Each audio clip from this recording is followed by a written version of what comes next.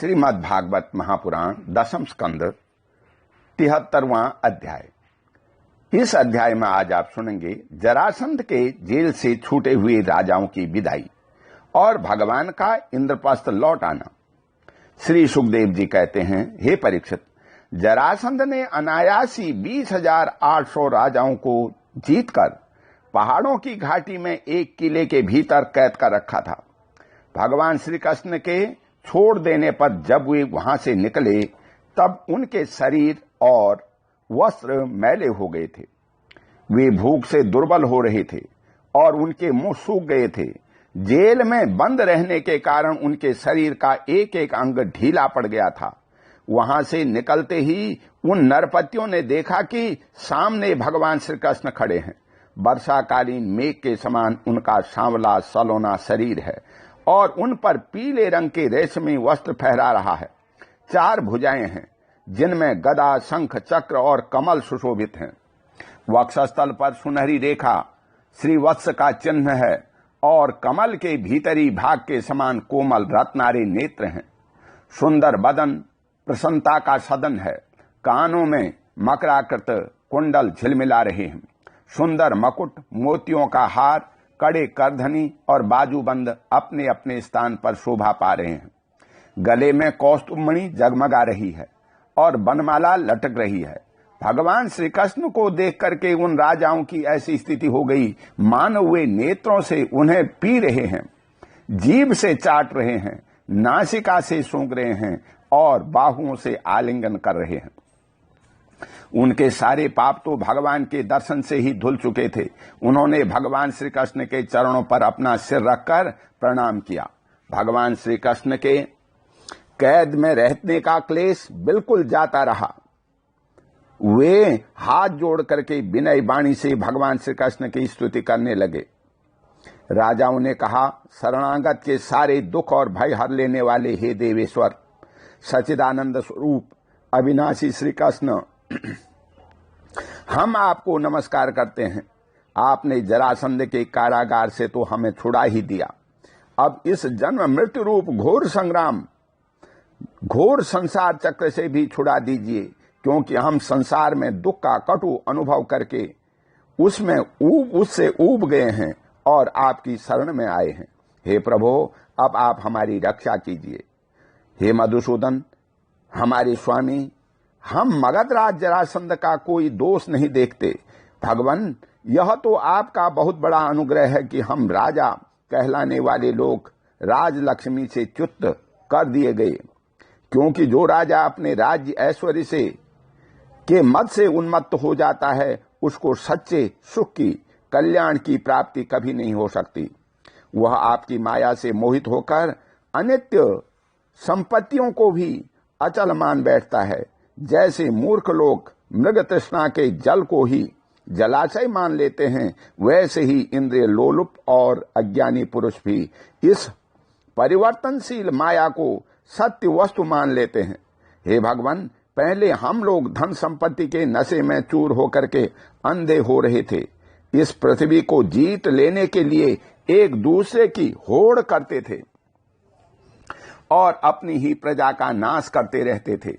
सचमुच हमारा जीवन अत्यंत क्रूरता से भरा हुआ था और हम लोग इतने अधिक मत वाले हो गए थे कि आप मृत्यु रूप से हमारे सामने खड़े हैं। इस बात की भी हम तनिक परवाह नहीं करते थे। सच्चिदानंद स्वरूप हे श्री कृष्ण, काल की गति बड़ी गहन है। वह इतना बलवान है कि किसी के ताले टलता नहीं। क्यों न हो, वह आपका शरीर ही तो है। अब आपने हम लोगों की श्रीहीन निर्धन कर दिया है। आपकी अहेतुक अनुकंपा से हमारा घमंड चूर चूर हो गया है। अब हम आपके चरण कमलों का स्मरण करते हैं। हे विभो, यह शरीर दिनों दिन क्षीण होता जा रहा है। रोगों की तो यह जन्मभूमि ही है। अब हमें इस शरीर से भोगे जाने वाले राज्य की अभिलाषा नहीं है, क्योंकि हम समझ गए हैं कि वह मृग तृष्णा के जल के समान सर्वथा मिथ्या है। यही नहीं, हमें कर्म के फल स्वर्ग आदि लोकों की भी जो मरने के बाद मिलते हैं इच्छा नहीं है, क्योंकि हम जानते हैं कि वे निस्सार हैं, केवल सुनने में ही आकर्षण जान पड़ते हैं। हमें कृपा करके आप वह उपाय बतलाइए जिससे आपके चरण कमलों की विस्मृति कभी न हो, सर्वदा स्मृति बनी रहे, चाहे हमें संसार की किसी भी योनि में जन्म क्यों न लेना पड़े। प्रणाम करने वालों के क्लेश का नाश करने वाले हे श्री कृष्ण, हे वासुदेव, हरि परमात्मा एवं गोविंद के प्रति हमारा बार बार नमस्कार है। श्री सुखदेव जी कहते हैं, हे परीक्षित, कारागार से मुक्त राजाओं ने जब इस प्रकार करुणावत्सल भगवान श्री कृष्ण की स्तुति की, तब शरणागत रक्षक प्रभु ने बड़ी मधुर वाणी में उनसे कहा। भगवान श्री कृष्ण ने कहा, नरपतियों, तुम लोगों ने जैसा इच्छा प्रकट की है उसके अनुसार आज से तुम लोगों की निश्चय ही सुदृढ़ भक्ति होगी। यह जान लो कि मैं सबका आत्मा और सबका स्वामी हूँ। नरपतियों, तुम लोगों ने जो निश्चय किया है वह सचमुच तुम्हारे लिए बड़े सौभाग्य और आनंद की बात है। तुम लोगों ने मुझसे जो कुछ कहा है वह बिल्कुल ठीक है, क्योंकि मैं देखता हूँ धन संपत्ति और ऐश्वर्य के मद से चूर होकर के बहुत से लोग उच्छृंखल और मतवाले हो जाते हैं। हैहद, नहुस, वेन, रावण, नरकासुर आदि अनेकों देवता, दैत्य और नरपति श्रीमत के कारण अपने स्थान से पद से च्युत हो गए। तुम लोग यह समझ लो कि शरीर और उसके संबंधी पैदा होते हैं, इसलिए उसका नाश भी अवश्यंभावी है।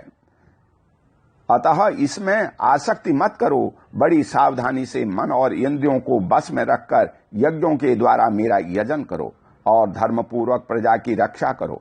तुम लोग अपनी वंश परंपरा की रक्षा के लिए, भोग के लिए नहीं, संतान उत्पन्न करो और प्रारब्ध के अनुसार जन्म, मृत्यु, सुख, दुख, लाभ, हानि जो कुछ भी प्राप्त हो उन्हें समान भाव से मेरा प्रसाद समझ करके सेवन करो और अपना चित्त मुझ में लगा करके जीवन बिताओ।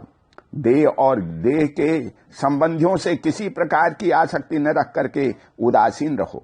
अपने आप में, आत्मा में ही रमण करो और भजन तथा आश्रय के योग्य व्रतों का पालन करते रहो।